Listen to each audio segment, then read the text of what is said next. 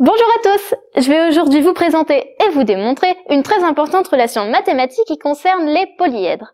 Elle prend encore plus d'importance quand on s'intéresse à la topologie. Tout a commencé en 1639 avec le mathématicien français René Descartes. Celui-ci réfléchissait aux 5 polyèdres de Platon, dont nous avons déjà parlé dans une de nos vidéos. Il a compté les faces, les arêtes et les sommets et a observé un schéma numérique. Regardons avec le tétraèdre. 4 faces, 6 arêtes et 4 sommets. 4 moins 6 plus 4 égale 2. Observons à présent le cube. 6 faces, 12 arêtes et 8 sommets. 6 moins 12 plus 8 égale 2. Coïncidence? Que se passe-t-il avec l'octaèdre? 8 faces, 12 arêtes et 6 sommets. 8 moins 12 plus 6 égale 2. Si l'on regarde le dodécaèdre et l'icosaèdre, on observe la même régularité, c'est-à-dire f moins a plus S égale 2, où F est le nombre de faces, A le nombre d'arêtes et S le nombre de sommets du polyèdre. Il semble que Descartes n'ait rien remarqué d'autre qu'une particularité et n'a rien publié à ce propos. Cette observation aurait pu sombrer dans l'oubli, mais a été reprise par Leonhard Euler, le grand mathématicien suisse, le plus prolifique de tous les temps. Il a publié une démonstration de cette relation en 1750-51.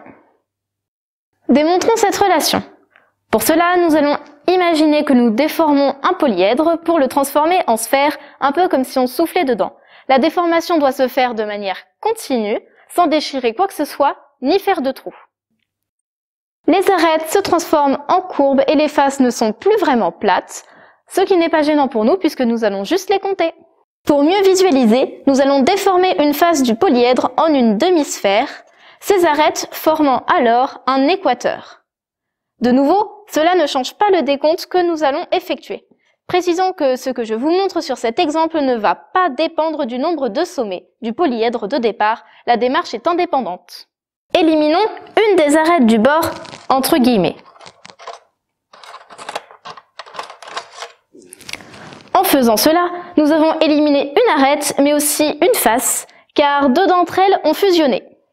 Mais que se passe-t-il alors pour notre relation f moins a plus s?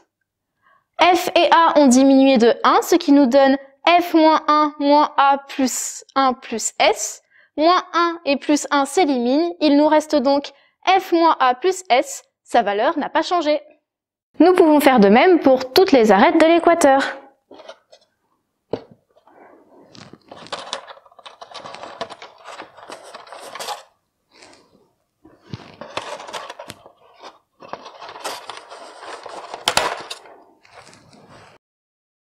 Nous sommes sûrs que f moins a plus s n'a pas changé.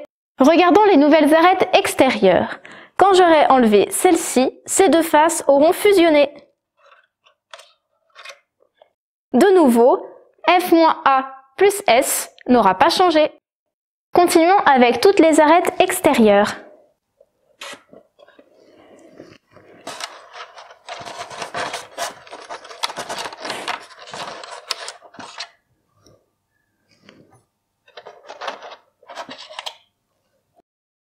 À chaque fois, comme nous diminuons le nombre de faces et d'arêtes de 1, f moins a plus s ne change pas. À présent, il ne nous reste qu'une sorte d'arc contenu dans une unique face qui forme toute la surface de la sphère. Cet arc n'est constitué que de sommets et d'arêtes. Si j'enlève ce sommet, j'enlève l'arête qui en part. Nous avons diminué le nombre de sommets et d'arêtes de 1. Que devient notre relation? f moins a moins 1 plus s moins 1 devient f moins a plus 1 plus s moins 1. Plus 1 et moins 1 s'éliminent. Il nous reste f moins a plus s, sa valeur ne change pas. Je peux supprimer un sommet et une nouvelle arête sans que cela ne change la somme.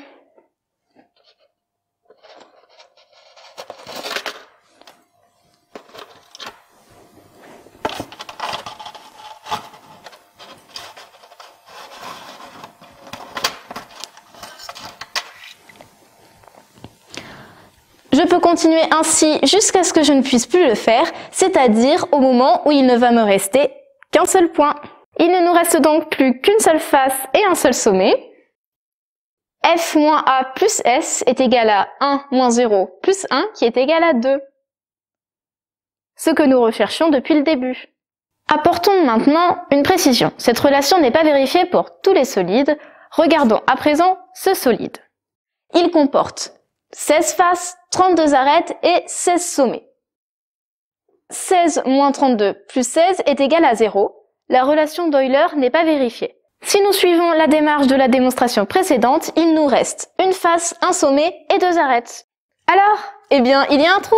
Rappelez-vous, quand j'ai commencé la démonstration, j'ai dit qu'il fallait déformer le solide en une sphère de manière continue, sans le déchirer ni le trouer. Or là, ce n'est pas possible. Il faut faire un trou. Que pouvons-nous dire alors? Eh bien, que tous les solides qui peuvent se transformer en une sphère vérifieront la relation d'Euler. Si nous prenons ce cadre photo, il se transformera en un tore.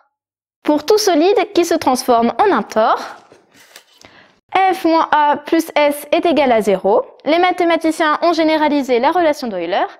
F moins A plus S est égal à 2 moins 2G, où G est égal au nombre de trous. Tout cela est notamment l'objet d'étude de la topologie, dont je parlerai peut-être dans une autre vidéo. Cette relation d'Euler est appelée invariant topologique. J'espère que la vidéo vous a plu. À bientôt!